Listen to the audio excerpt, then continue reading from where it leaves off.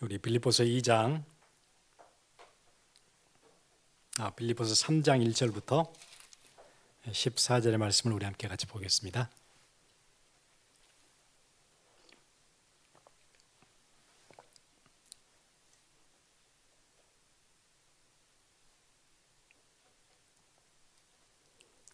빌립보서 3장 1절에서 14절 말씀입니다. 함께 같이 읽겠습니다. 끝으로 나의 형제들아, 주 안에서 기뻐하라. 너희에게 같은 말을 쓰는 것이 내게는 수고로움이 없고 너희에게는 안전하니라. 계들을 삼가고 행악하는 자들을 삼가고 몸을 상해하는 일을 삼가라. 하나님의 성령으로 봉사하며 그리스도 예수로 자랑하고 육체를 신뢰하지 아니하는 우리가 곧 할례 파라.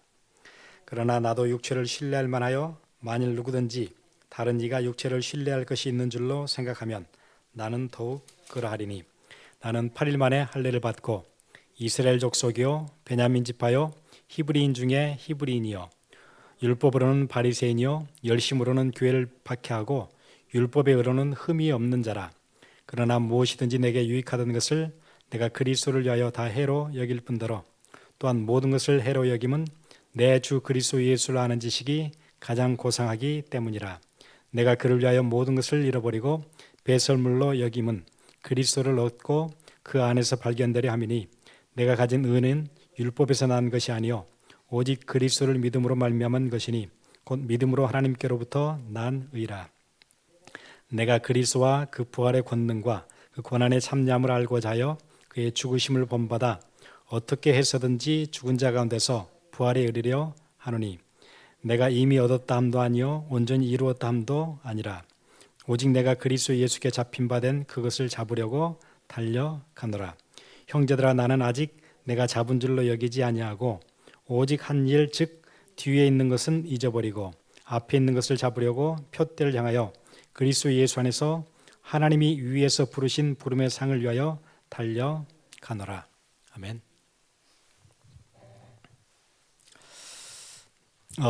우리 빌립보서는 빌립보에 있는 교회에게 바울이 옥중에 썼던 서신입니다. 빌립보 교회를 생각하면서 몇 가지 당부하고 싶은 얘기가 있어서 전달하는데, 우리 2장에서는 거기에 뜻이 하나가 되지 않고 거기에 의견이 일치가 되지 않고 분쟁이 있어요. 싸움이 있어요. 다툼이 있어요. 거기에 대한 해결책으로 겸손을 배우라. 그리스도께서 우리에게 어떻게 교회를 사랑하셨는지 그걸 배워라. 그리고 내가 어떻게 빌립보 교회를 향한 내 마음이 어떤지, 내 심정이 어떤지 그것도 얘기하고, 디모데를 곧 보낼 텐데 디모데가 어떻게 자기의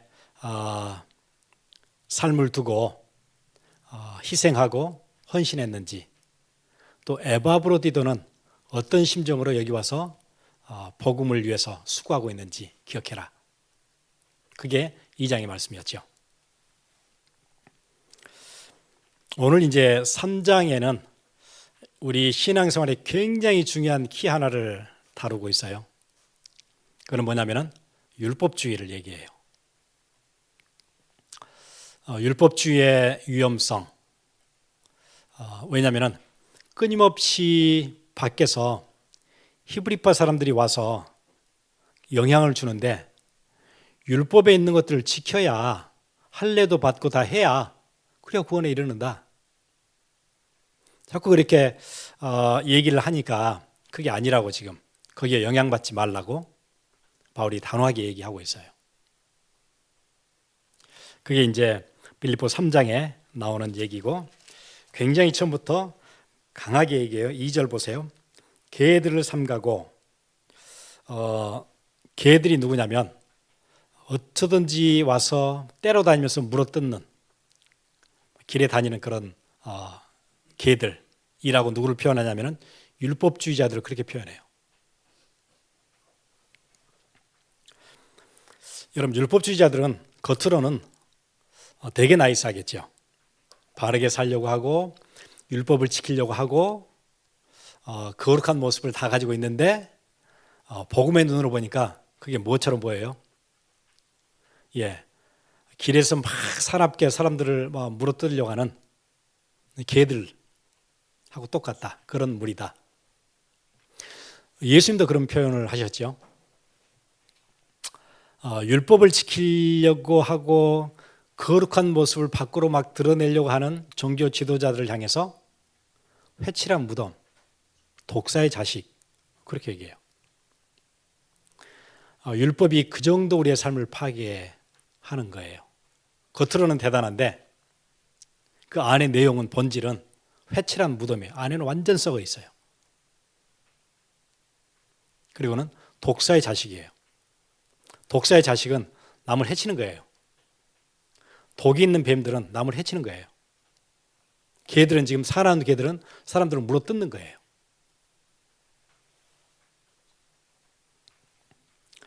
그래서 유대주의자들을 향해서는 아주 강하게 지금 경고하고 있죠. 율법주의자들에 대해서. 개들을 삼가고 행악하는 자들을 삼가고, 행악이라고 그랬는데 악을 행하는 거예요. 근데 겉으로 보면은 율법주의자이기 때문에 율법을 지키는 거예요. 근데 그거를 행악이라고 바울은 그렇게 얘기해요. 바르게 살려고 폼 잡는 것을 행악이래요. 내 의의를 가지고 하나님께 가려고 하는 그 행위를 행악이라 그래요. 그래도 바르게 살려고 좀 노력하네. 그게 아니고 행악을 행하고 있대요. 굉장히 어조가 강경하죠. 율법에 대해서. 그리고 몸을 상해하는 일을 삼가라. 예, 육체의 소욕을 죽인다고 하면서 몸을 해하는 자들, 극단적인 율법주의자들 얘기하고 있죠. 몸을 상해하는 일을 삼가라. 그만둬라. 그 얘기예요. 그러면서 3절에 얘기를 하죠. 하나님의 성령으로 봉사하며. 무엇에 힘을 입어서 봉사를 해요? 하나님의 성령으로 힘입어서 봉사해라. 니네 의를 가지고 봉사하지 말고 하나님의 성령으로 봉사하고 그리스도 예수로 자랑해라. 그러면 2절에 있는 앞에 율법주의자들의 내용은 보니까 예수를 자랑하는 게 아니에요. 누구를 자랑하는 거예요? 내 행위를 자랑하고 있어요. 그 율법주의의 특징이라고 얘기해요. 그리고 육체를 신뢰하지 아니하는 우리가 곧 할례파라. 그러면 율법주의자들은 뭘 신뢰하죠? 육체를 신뢰해요. 우리가 열심으로 해서 바르게 살아가지고 하나님의 의에 도달할 수 있다. 네, 여러분 신앙생활에 제가 보기에는 신앙생활을 시작하면 퍼센티지를 나누기는 힘들지만 거의 다수라고 얘기하고 싶어요. 다수는 율법주의에 걸려 있어요. 다수는.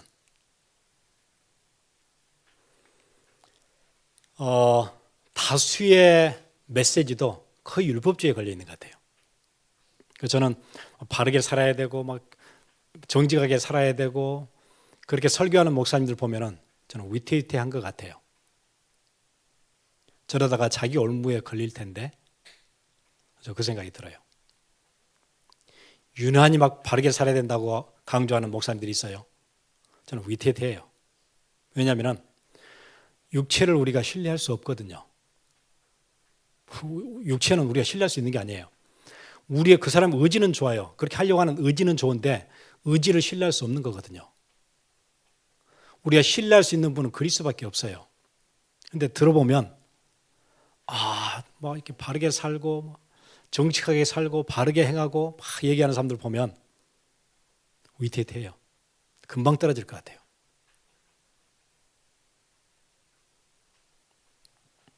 그리고 더 위험스러운 것은 자기가 자기를 알잖아요. 그게 거짓이라는 거. 자기가 엉터리인 거 알잖아요. 안 되는 거 자기 알잖아요. 남한테 안 들킨 것 뿐이잖아요. 하나님 앞에 서면은 늘 자기 부족한 거 알잖아요. 안 되는 인생인 거 알잖아요. 그러면 가식이지요. 우리 인간은 절대 육체를 신뢰할 수 없어요. 우리의 의지도 신뢰할 수 없어요. 의지는 늘 꺾이는 거예요. 우리는 바르게 살 수 있는 힘이 없어요. 능력이 안 돼요. 늘 무너지는 게 인생이에요.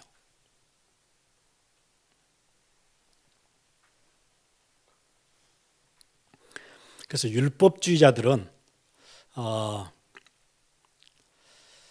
복음에 한 발 더 뒤에 있는 사람들이에요. 안 되는 사람보다 한 발 더 뒤에 있는 사람.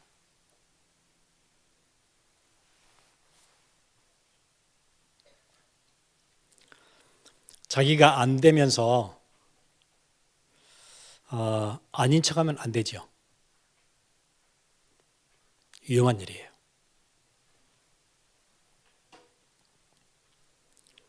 삼 절 뭐라고 그러죠? 그리스도 예수로 자랑하고. 그러니까 우리가 자랑할 게 뭐밖에 없어요.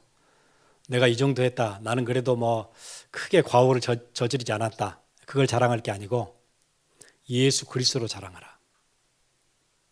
그렇게 얘기해요.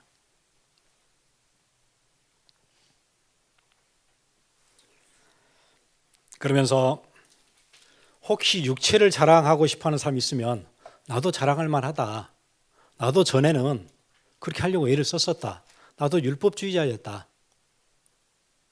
나도 이스라엘 사람 중에 이스라엘 사람이다. 5절부터 보면 나는 8일 만에 할례를 받고 정확하게 율법의 요구대로 그대로 했다. 우리 부모 때부터. 그리고 이스라엘 족속이요 베냐민 지파다 나는. 아마 이스라엘 사람들은 베냐민 지파 출신인 것을 되게 자랑스러워하는 것 같아요. 적어도 두 지파 있잖아요. 유다 지파, 베냐민 지파. 이 두 지파는 되게 프라이드가 있는 것 같아요. 왜냐하면 베냐민 지파, 사울 왕이 베냐민 지파 출신이고 조금 더 보면 나중에 에스더, 모르드게 나라를 구했던 사람들이 다 베냐민 지파 사람들이잖아요. 그래서 그리고 베냐민 지파 사람들은 북쪽 이스라엘, 남쪽 유다 이렇게 나누어질 때 북쪽 이스라엘 10지파는 다 하나님을 등졌어요. 역사 안에서. 어느 한 왕도 바르게 사는 왕이 없었어요. 유다 지파는 그래도 그 중에 있었어요. 요아스도 있고 히스기야도 있고 그 유다 지파와 함께 마음을 늘 같이 했던 지파가 베냐민 지파예요. 그 두 지파. 그래서 베냐민 지파 출신들은 굉장히 프라이드가 있는 것 같아요. 나는 베냐민 지파다. 히브리인 중에 히브리인이다. 율법으로는 나는 바리새파다. 그 어떤 종교적인 그 섹트가 있는데 나는 바리새파다. 얼마나 열심히 있었냐면 열심으로는 교회를 핍박할 정도였다. 교회 참 싫다. 그게 아니고 구약의 율법을 거스리는 사형장에서 죽었던 그리스도를 따르는 그 무리들, 그렇게 모이는 교회들, 싫다. 그런 게 아니고 자기는 직접 나서서 핍박을 했다. 율법의 의로는 흠이 없도록 나도 사실 그렇게 살았다. 그렇게 얘기해요.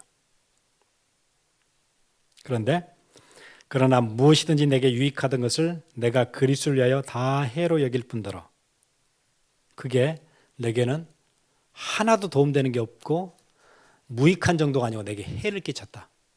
그 일들이. 그러니까 아까 뭐라고 그래요? 행악이라고 얘기해요. 그거를. 자기가 뭐였어요? 사나운 개들하고 같았어요. 자기의 삶이. 또한 모든 것을 해로 여김은 내 주 그리스도 예수를 아는 지식이 가장 고상하기 때문이라. 내가 그를 위하여 모든 것을 잃어버리고 배설물로 여김은 자기가 그 전에 자랑하고 싶어 했던 것들이 지금은 혐오해야 될 일들이었다. 율법에 대해서 굉장히 극단적인 표현을 계속하고 있어요. 왜냐하면 율법이 우리를 그렇게 만들어요.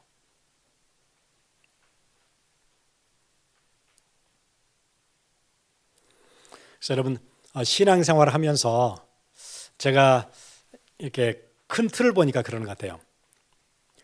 복음을 모르고 신앙생활을 시작하기 전에는 어떤 법이 없어요. 율법이라는 게 없어요. 자기 원하는 대로 그냥 살아요.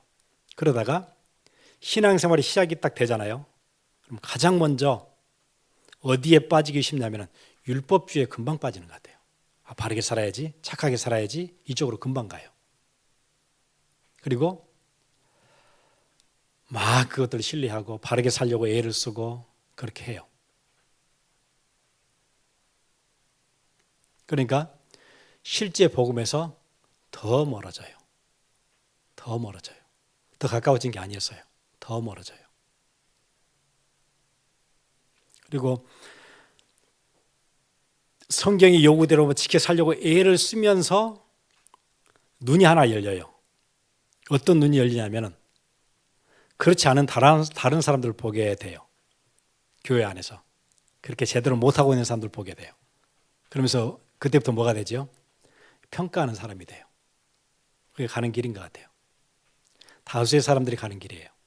복음을 모를 때는 법 없으니까 자기 마음대로 살아요. 그러다가 신앙생활을 시작하면은 금방 율법주의에 거의 다수는 그렇게 들어와요.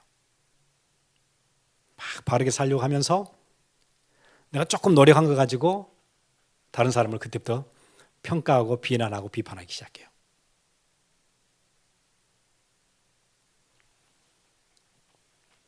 그래서 바울은 그걸 뭐라 그러죠? 행악이라고 얘기했어요. 그러니까 바리새인들이 했던 일들 보세요. 전부 다 그거잖아요. 돌 하나씩 들고 간음 현장에 잡힌 여인들 치려고 하고 다 바리새인들, 율법주의자들, 종교인들. 예수님의 제자들이 벼이삭을 이렇게 비벼서 먹으니까 그것도 비난하고 예수님이 안식일에 병 고치니까 그것도 비난하고 죄인들과 함께 있으니까 그것도 비난하고 전부 시각이 어디로 가요? 다 남에게.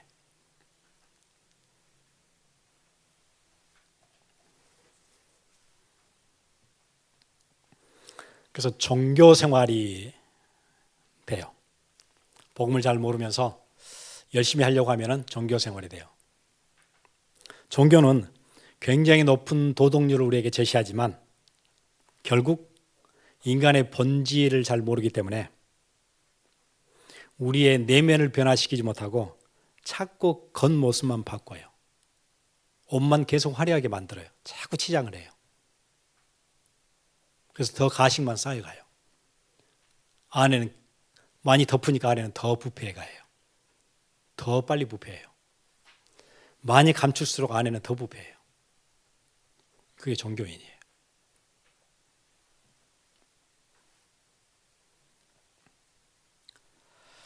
제가 전에 공자가 썼던 논어를 봤어요.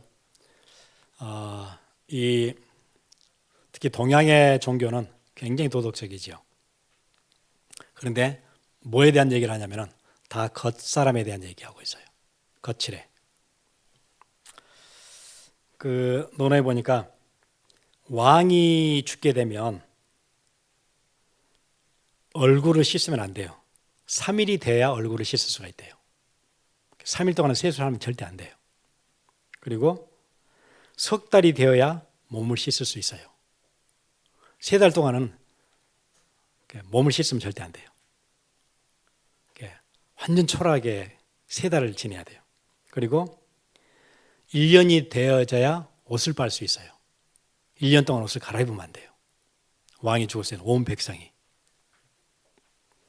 그리고 상복이 떨어져도 갈아입거나 기어 입지 않아야 돼요. 찢어진 채로 그냥 살아야 돼요. 다 뭐지요? 다 거치예요. 속은 뭐겠죠? 빨리 1년 가라 그러겠죠. 빨리 1년 가라 그거예요. 그래도 왕이 죽었으니까 그렇게 해야 되는 거예요. 백성들은. 그렇게 안 하는 사람이 있으면 어떻게 할까요? 비난하겠죠. 나는 지금 하고 있잖아요. 내 지금 속 사람이 지금 왕의 죽음을 애도해서 그렇게 하는 건 아니잖아요. 내가 3달째 몸을 못 씻는데 1년째 옷을 못 갈아입고 있는데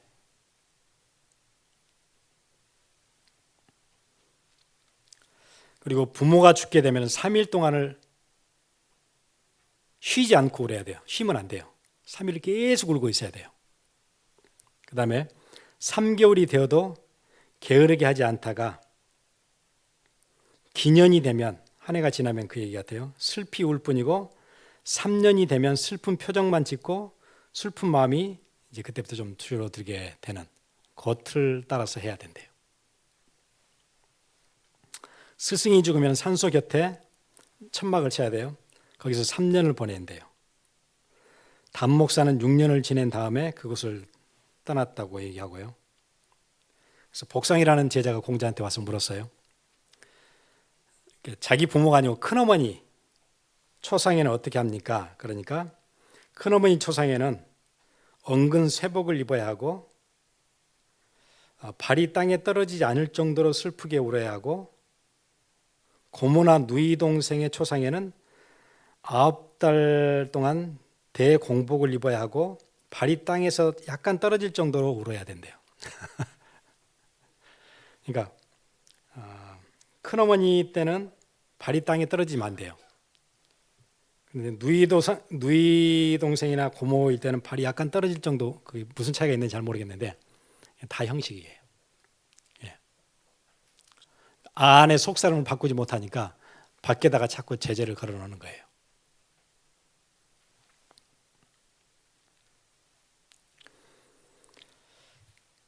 그러면 우리에게 율법이 뭐죠? 구약에 나와 있는 율법은? 율법은 하나님이 주신 건데, 그럼 이렇게 악한 걸 하나님께 주셨을까요? 이렇게 해로운 것을 주셨을까요? 지금 바울이 얘기하고 있는 율법에 대한 얘기는 그거예요. 율법주의자들이 와서 가르치는 내용들이 잘못됐다, 그 얘기를 하고 있어요. 율법이 악한 게 아니고 율법주의자들이 이해하고 있는 그 이해가 틀렸다.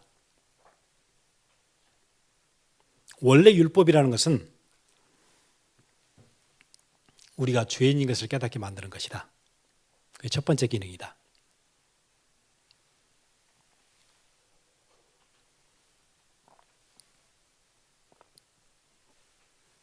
그럼 율법을 지키라고 주신 것이냐? 맞아요. 율법 지키라고 주신 거예요. 그런데 그렇게 얘기하면 틀려요. 그러니까 이게 율법과 복음에 관한 내용은 되게 간단한 건데 되게 까다로운 부분이에요. 율법은 지켜야 돼요. 하나님의 법이니까. 그런데 그럼 지키라고 준 것이냐? 그건 아니에요.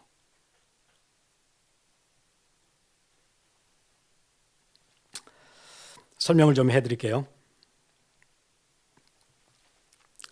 율법은 우리가 죄인인 것을 알게 만드는 게 율법이에요. 율법을 딱 보면 안 되는 거구나를 깨닫게 해줘요.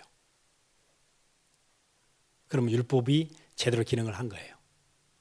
지켜야 되겠구나, 그게 아니고 안 되는 거구나 를 깨닫게 해요. 그래서 오늘 제목을 엑스레이라고 제목을 잡았는데, 엑스레이가 그거예요. 우리가 뭔가 문제가 생기면은 가장 손쉽게 빨리 가서 확인할 수 있는 게 엑스레이예요. 엑스레이를 찍으면은 어디가 골절이 됐는지, 어디에 문제가 생겼는지 확인을 할 수가 있어요. 그럼 엑스레이를 찍으면 병이 낫느냐? 그건 아니에요. 그런데 뭘 할 수 있어요? 확인을 할 수 있어요. 확인이 되면 어디로 가야 되겠죠? 의사한테 가야 돼요. 그게 엑스레이의 기능이에요. 율법을 보면 율법이 우리를 죄를 사해 주거나 그렇게 하지 못해요. 그런 기능은 아닌데 다른 기능이 있어요. 우리로 하여금 안 되는 거구나를 빨리 깨닫게 해줘요. 문제가 생겼구나. 그리스도께로 가야 되겠구나. 그걸 알게 해줘요. 예수님 얘기하시죠. 병든 자에게라야 의원이 필요해요. 내가 병이 안 들었다 이러면, 나 문제 없다 이러면은 병원에 갈 필요가 없죠. 병든 자에게라야 의원이 필요해요. 병원이 필요한 거예요. 아, 내가 힘이 부패하고 병들었구나. 안 되는 인생이구나.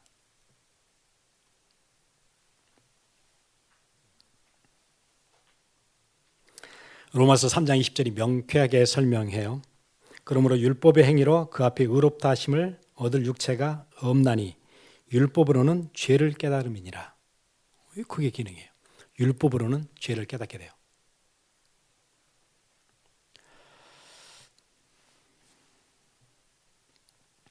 그리고 율법은 남을 판단하라고 주신 게 아니었어요. 나를 보라고 주신 거였어요. 근데 지금 율법주의자들은 율법을 어디다 사용하고 있어요?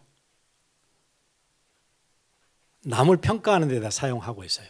비판하는 데 사용하고 있어요. 잘못 사용하고 있어요. 내 것을 보고 아, 나 빨리 병원에 가야 되겠구나 이렇게 깨달아야 되는데 남을 평가하는 데다 사용해요.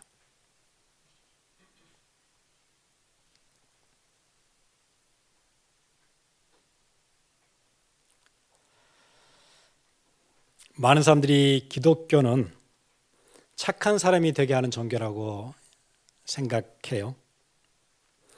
그런데 기독교는 절대로 착한 사람이 되는 종교가 아니에요. 절대 착할 수 없다고 계속 소리 지르는 종교예요. 우리는 착할 수가 없다고 소리 지르는 종교예요. 그래서 우리에게는 그리스도밖에 없다. 계속 그 얘기하게 만드는 게 기독교예요.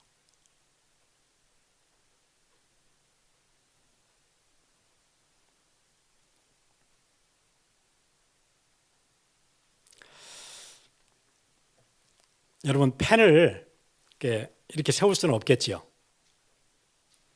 세우면 또 넘어질 거예요. 이쪽으로 넘어지든지 아니면 이쪽으로 넘어지든지 펜은 세울 수가 없어요. 넘어져요. 계속 세우면 어떻게 되죠? 계속 넘어질 거예요. 그런데 율법의 요구는 뭐예요? 똑바로 서라는 거예요. 근데 세울 수가 없어요.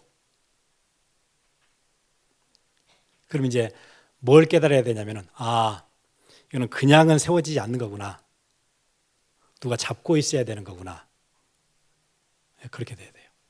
아, 그리스도가 내 인생을 잡지 않으면은 우리는 언제나 이쪽 아니면 이쪽으로 넘어지는 인생이구나를 깨닫게 되는 거예요. 율법의 요구가 없으면 그냥 넘어져 있는데 그냥 그대로 살 거예요. 이쪽으로 넘어지든지 이쪽으로 넘어지든지 넘어진 채로 살 거예요.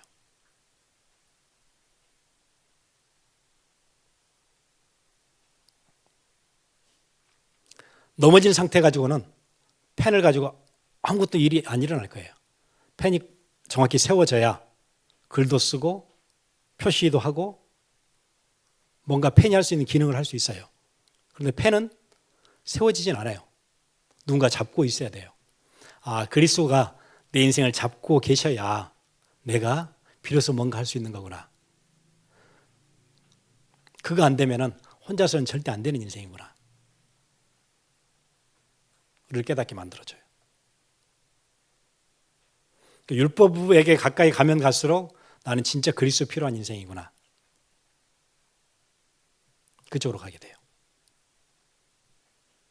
근데 율법의 요구가 없으면 어떻게 되죠? 늘 넘어져 있는 거예요. 일어날 생각을 안 해요. 그럼 아무 일도 안 일어나죠. 펜이 할 수 있는 일이 아무것도 없어요. 누워서는.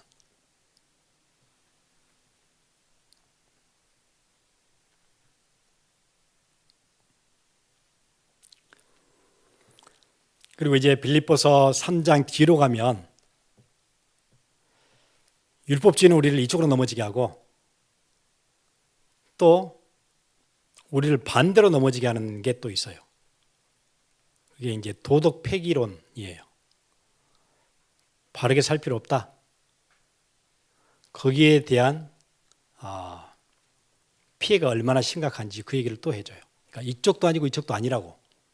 그럼 뭐냐? 오늘 얘기하는 것처럼 그리스도 안에 딱 서 있어야 된다. 그분이 우리를 붙잡아 주셔야 된다. 그게 바울의 얘기예요.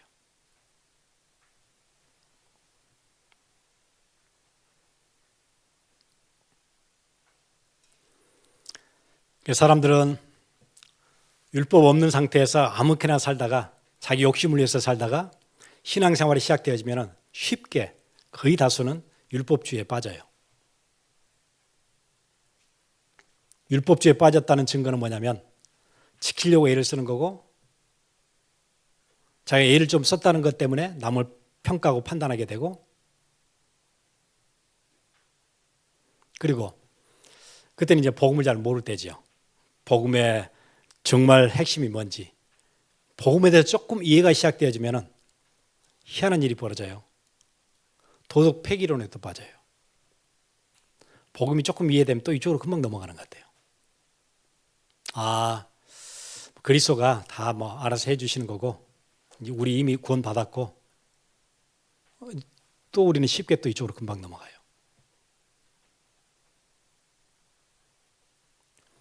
그래서 이쪽도 아니고 이쪽도 아닌 것 그리스도 안에 분명히 서야 된다는 것 그게 빌립보 3장이 계속 얘기하고 있는 바울의 진술이에요. 그래서 우리 함께 같이 기도하겠습니다.